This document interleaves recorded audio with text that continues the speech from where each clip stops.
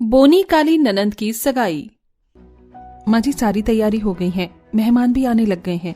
अच्छी बात है, थोड़ी देर में लड़के वाले भी आ जाएंगे और सगाई का मुहूर्त भी तो हो गया है। सब लोग लड़के के आने का इंतजार कर रहे थे। तभी आसपास के लोग भी लतिका को देखकर ताने मारने लगते हैं। अरे इतनी काली और बोनी लड़की की सगाई हो रही है, देख लेना पक्का किसी अमीर को फंसाया होगा, वरना ऐसी लड़की की तो शादी भी सपने में ही हो सकती है। ये तो तुम बिल्कुल सही कह रही हो बहन, इतनी काली और बोनी लड़की को कौन ही भला पसंद करेगा। आसपास वालों के ताने सुनने के बाद भी लतिका खुश होकर बैठी थी। कोई बात नहीं, जिंदगी भर मैंने सबके ताने ही सुने थे, लेकिन आज मेरी सगाई हो जाएगी। कुछ देर बाद लड़के वाले आते हैं। लतिका लड़के को जैसे ही अंगूठी पहनाने जाती है कि तभी रोहन हाथ पीछे कर लेता है। आखिर हुआ क्या? लतिका की सगाई हो भी रही है या नहीं? ये सब जानने के लिए हम कहानी को थोड़ा पीछे लेकर चलते हैं और कहानी को और अच्छे से समझते हैं।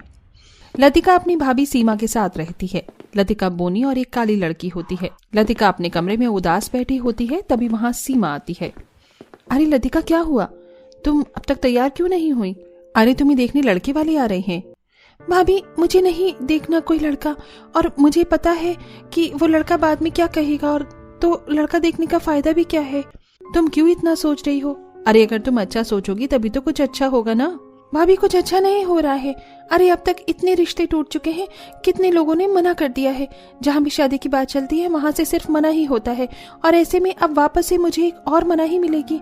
नहीं भाभी, मुझे नहीं देखना कोई लड़का। देखो मैं समझ रही हूँ तुम्हारा दुख, लेकिन हाथ पे हाथ रखने से भी क्या ही हो जाएगा। लेकिन भाभी, मुझे कुछ नहीं सुनना। देखो लड़के वाले आ रहे हैं, हो ना हो ये हमें अभी से नहीं पता है, लेकिन अगर तुम इतनी चिंता करती रहोगी तो वो मुझे बहुत ही गलत लग रहा है। इसलिए ये सब बातें छोड़ो और जल्दी से तैयार हो जाओ। लतिका तैयार हो जाती है। कुछ देर में रोहन अपनी माँ के साथ आ जाता है और लतिका को देखते हैं। आपकी बेटी बोनी है, काली है, लेकिन फिर भी मेरे बेटे को तो पसंद आई। आप शादी के लिए तैयार हैं? अरे हाँ भाई, शादी के लिए ही तो आए हैं, तो शादी की ही बात करेंगे ना। और लड़की तो पसंद है तो शादी के लिए तैयार हैं हम। रोहन और लतिका का रिश्ता तय हो जाता है। लतिका काफी खुश थी। मैं तुम्हें देखकर खुश बहुत हूँ, लेकिन मैं ये सोच रही हूँ कि बिना कोई सवाल के लड़की वालों ने हाँ कैसे कर दी? भाभी आप ये कैसी बातें कर रही हैं? अरे पहले आप ही तो कहती थी ना कि तुम जिसे पसंद होगी वो जैसी हो वैसी ही पसंद करेगा। तो बस वही बात हुई है। उन लोगों को मैं पसंद आई हूँ, तभी तो उन लोगों ने शादी के लिए हाँ की है, और मैं बहुत ज्यादा खुश हूँ। अच्छा भाभी, आज शाम को हम सगाई के लिए शॉपिंग करने चलेंगे। शाम के समय सीमा और लतिका दोनों शॉपिंग के लिए जाते हैं, जहाँ दुकान वाला लतिका को देखकर उसका मजाक बनाने लगता है। अरे मैडम, आप इतनी काली और बोनी हैं, मैं तो कह रहा हूँ आप सफेद रंग का लहंगा पहनो, कम से कम आप दिखोगी तो। वरना तो अंधेरा गलती से हो गया तो आप कहीं नहीं दिखने वाली। भैया आप ये क्या कह रहे हैं? अरे आपको ग्राहक से बात करने की कोई तमीज है? माफ करना मैडम, लेकिन ये ऐसी है ही कि मैं खुद को रोक नहीं पाया। अच्छा वैसे आप इतनी बोनी है तो आपको लहंगा नहीं फ्रॉक लेनी चाहिए। हमें यहाँ से कुछ नहीं लेना। अरे भाभी कोई बात नहीं, अब मेरी सगाई हो रही है, यहाँ पर काफी अच्छे लहंगे मिलते हैं, उनकी बातों को आप क्यों सुन रही हैं? सगाई का दिन भी आ जाता है। पूरी तैयारी हो चुकी होती है। लड़के वालों के आने का वेट होता है। अरे अंगूठी के लिए हाथ आगे करना। मैं ये सगाई नहीं कर सकता। ये क्या बात कर रहे हो आप? अरे जब सगाई के लिए आपने खुद ही तो हाँ की थी, तो आप मना क्यों कर रहे हो? सबके सामने हमारी बेइज्जती करने के लिए?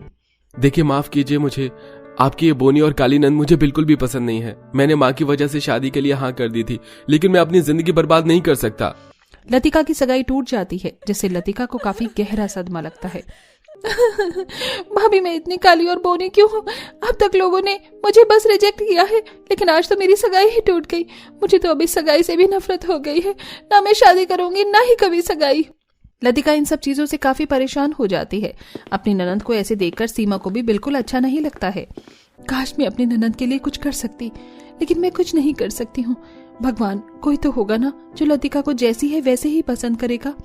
ऐसे ही कई दिन निकल जाते हैं। कुछ दिनों बाद लतिका और सीमा बाजार में जा रहे होते हैं, तभी एक औरत बेहोश हो जाती है।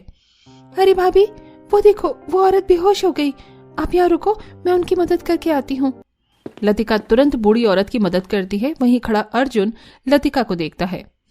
अपनी कमी को जानते हुए भी किसी दूसरे की मदद करने के लिए उतावली खड़े रहना, ये खूबी तो मैं पहली बार ही किसी में देख रहा हूँ। अर्जुन को लतिका काफी पसंद आती है, इसलिए अर्जुन अक्सर लतिका का पीछा करने लगता है। आज कहाँ रह गई? आज तो मैंने देखा भी नहीं। कोई बात नहीं, कल सुबह सुबह घर के बाहर ही घूमने लग जाऊंगा। अगली सुबह लतिका अपनी छत पर खड़ी थी, तभी वहां अर्जुन लतिका को देखते हुए गिर जाता है। अर्जुन को जमीन पर गिरा हुआ देखकर लतिका तुरंत अपने घर से भागते हुए आती है।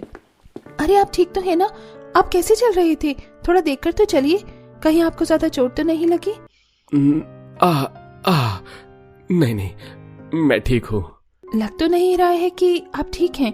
अगर आप सच में ठीक हैं तो कोई बात नहीं, लेकिन ठीक नहीं महसूस हो रहे हैं तो यहीं पास में मेरा घर है, आप थोड़ी देर आराम कर लीजिए।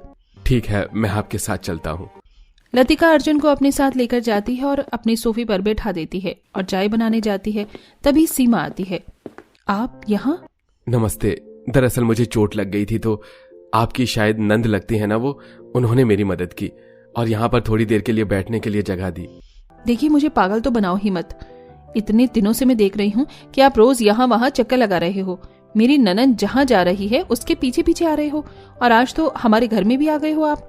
आपके जो भी इरादे हैं साफ साफ बता दीजिए मेरी ननद के लिए। मैं वैसे भी बहुत परेशान हूँ। अगर आप मेरी ननद के साथ कुछ गलत करना चाहते हो तो सोचना भी मत। अरे नहीं नहीं, आप बहुत गलत समझ रही हैं। मैं कुछ गलत नहीं करना चाहता। दरअसल मुझे आपकी नंद बहुत पसंद है, मैं उनसे प्यार करता हूँ। मैं आपकी नंद से शादी करना चाहता हूँ। मेरी ननद बोनी और काली है और ये जानते हुए भी आप उससे प्यार करते हो, उससे शादी करना चाहते हो? ये कैसा मजाक है? दरअसल मजाक तो आप कर रही हैं। मैंने आपकी नंद की कमियां तो कभी देखी ही नहीं। मुझे उसकी खूबियां पसंद है, मैं उसकी खूबियों से ही प्यार करता हूँ। मैं आपकी चिंता समझ रहा हूँ, इसमें कुछ गलत भी नहीं है। हर किसी को अपने परिवार वालों की चिंता होती है, लेकिन मैं बहुत ही अच्छा लड़का हूँ और अच्छे परिवार से हूँ। आपकी नंद मेरे साथ हमेशा खुश रहेगी। अर्जुन इतना बोलकर वहां से चला जाता है। सीमा भी अर्जुन के बारे में पूरी जांच पड़ताल करती है। कुछ दिनों बाद सीमा अर्जुन को उसके परिवार वालों के साथ घर पर बुलाती है। अरे भाभी, ये तो वही है ना जिन्हें कुछ दिन पहले चोट लग गई थी? हाँ, ये वही है और मैं तुम्हारी सगाई इनसे ही करवाना चाहती हूँ। भाभी, आप ये क्या कह रही हैं? आपको पता है ना मेरे साथ क्या क्या हुआ है, और इन सब के बाद ये मेरी सगाई? नहीं भाभी, मेरा इन सब चीजों से विश्वास उठ गया है। मुझे नहीं करनी कोई सगाई। और आपको क्या लगता है कोई मुझ जैसी बोनी और काली लड़की से क्यों सगाई करेगा? क्यों ही करना चाहेगा वो? मेरे साथ जो कुछ भी पहले हुआ है मुझे सब याद है। देखो, जो तुम्हारे साथ हुआ है वो तो बहुत गलत हुआ, लेकिन अर्जुन तुमसे सच में प्यार करता है, तुम्हें हमेशा खुश रखेगा। उसने खुद मुझसे तुमसे शादी के लिए बोला है। हाँ लतिका, मुझे तुम्हारी बाहरी कद रंग से कोई फर्क नहीं पड़ता है, बल्कि मुझे तो तुम्हारी अंदर की सादगी पसंद है। मुझे तुमसे सच में बहुत प्यार है। अगर तुम मुझसे शादी नहीं करोगी, मैं किसी और से भी कभी शादी नहीं करूंगा। अर्जुन की ये बात सुनकर लतिका का दिल भी पिघल जाता है। तभी सीमा अंदर कमरे से अंगूठी लेकर आती है। ये रही सगाई की अंगूठी, आज ही सगाई होगी। मैं अपनी बोनी और काली ननद की आज सगाई करवाऊंगी। भाभी, मैंने तो उम्मीद ही छोड़ दी थी, लेकिन ये आपके और अर्जुन की वजह से ही पॉसिबल हुआ है। आज मेरी सगाई है। सीमा अपनी बोनी काली ननंद की सगाई करवाती है परिवार के बीच में, जिसके बाद कुछ दिनों में लतिका की शादी हो जाती है और लतिका अपने ससुराल में खुशी खुशी रहती है। यह हीटर तो बड़े ही कमाल का है। सोचा नहीं था कि इतने कम दाम में भी हमें हीटर मिलेंगे। मुझे तो तुम ये कटोरा और ये लकड़ी वाला हीटर दे दो। मुझे खिड़की वाला 3 हीटर दे दो। मेरे घर में 3 कमरे हैं ना, सबके कमरों में 1-1 हीटर लगा दूंगी। ये लीजिए, दोनों हीटर के 800 रुपए हुए। आइए आइए और सस्ते सस्ते हीटर ले जाइए। इतने सस्ते हीटर को भी इतनी अच्छी क्वालिटी के आपने पहले कभी नहीं देखे होंगे। पांचों बहुएं अपने घर के बाहर बैठकर 5 अलग अलग तरह के अपने जुगाड़ से तैयार किए गए हीटर को बेच रही होती हैं, जो लोगों को काफी ज्यादा पसंद आता है। तो आइए कहानी के माध्यम से हम जानते हैं कि इन 5 बहुओं ने किस तरह से ये हीटर बनाए हैं। आजकल तो कितनी ज्यादा सर्दी हो गई है ना, सच में अब तो ठंडे पानी में काम तक नहीं किया जाता। हमारी मालकिन भी इतनी अमीर है, लेकिन फिर भी कंजूसी करती है। ये नहीं कि गीजर चला दे, कम से कम गर्म पानी में बर्तन तो धुल जाए। खुद तो हीटर चलाकर कॉफी पीते हुए आराम कर रही है। हमारा कौन सोचने वाला है? हमें तो कपकपाते हुए पूरा सर्दी का मौसम गुजारना है। लता कनिका ठंड से कपकपाते हुए ठंडे पानी में बर्तन धो रही होती है। बर्तन धोकर अब दोनों बहुएं बाहर हॉल में आकर साफ सफाई करने लगती हैं कि तभी वो देखती हैं कि उनकी मालकिन अलीशा हीटर के सामने से उठकर अपने कमरे में चली जाती है। कनिका, देखो लगता है मालकिन अपने कमरे में चली गई। चलो चलकर थोड़ी देर हीटर के सामने खड़े हो जाते हैं। लता कनिका ठंड से कपकपाते हुए हीटर के सामने जाकर खड़ी हो जाती हैं, जिससे उन्हें काफी ज्यादा अच्छा लगता है। ऐसा लगता है जैसे सर्दी ही गायब हो चुकी है। कितना अच्छा लग रहा है ना हीटर के सामने। मेरा तो मन ही नहीं कर रहा कि मैं हीटर के सामने से थोड़ी देर के लिए भी हटूं। कनिका और लता दोनों हीटर के सामने खड़े होकर अपने हाथ पैर ताप रहे होते हैं कि तभी उनकी मालकिन अलीशा अपने कमरे से बाहर आती है और अपनी दोनों नौकरानी को हीटर के सामने खड़ा होता देख उन पर चिल्लाते हुए कहती है, तुम दोनों की हिम्मत कैसे हुई मेरे हीटर के सामने खड़े होने की? ये हीटर क्या तुम दोनों लेकर आई थी? तुम जैसी गरीब की हैसियत नहीं है कि तुम हीटर के सामने हाथ पैर ताप सको। ये तो सिर्फ हम जैसे अमीर लोगों के लिए, समझी? अब खड़े खड़े क्या देख रही है? जाकर काम करो। मालकिन को अपनी इतनी बेइज्जती करता हुआ देख लता और कनिका को दुख तो होता है, लेकिन वो गरीब कर ही क्या सकती थी।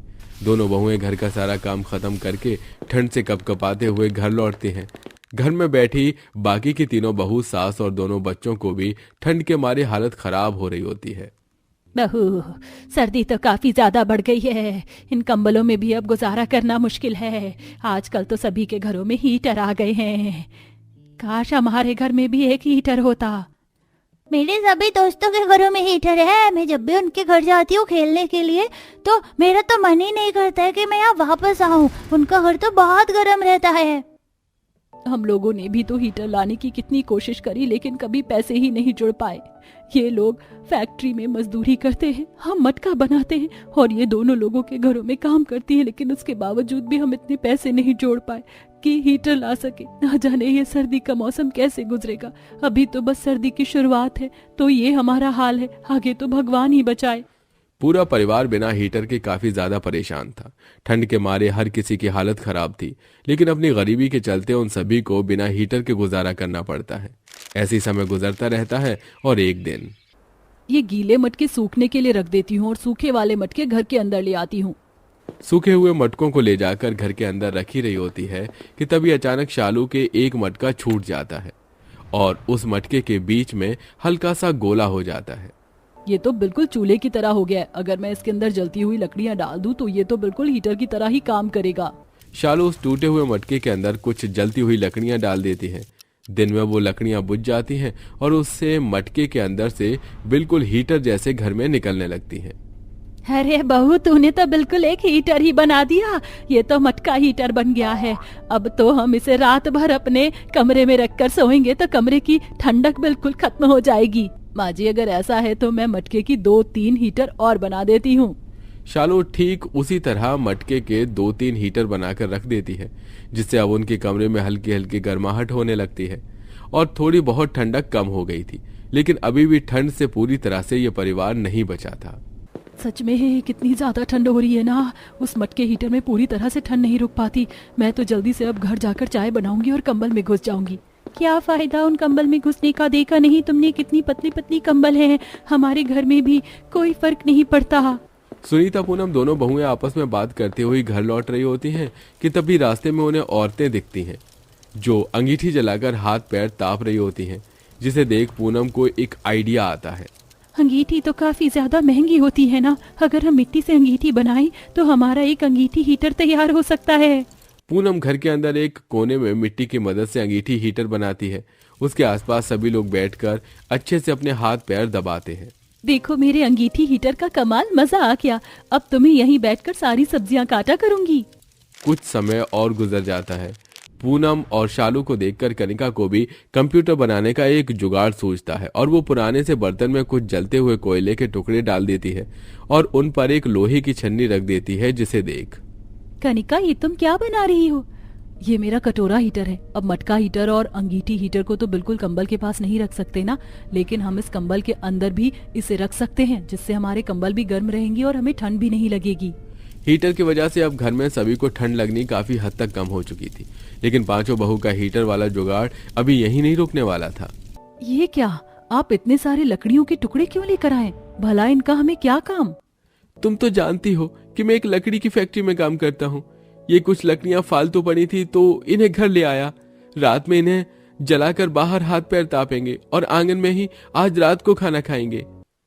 अर्जुन अपनी फैक्ट्री से लाए हुए उन लकड़ियों के टुकड़ों को घर में एक जगह रख लेता है, जिसके बाद अब दोनों बच्चे राजू और प्रिया लकड़ी के टुकड़ों से खेलने लगते हैं और खेलते हुए उन लकड़ियों से एक छोटा सा घर बना लेते हैं।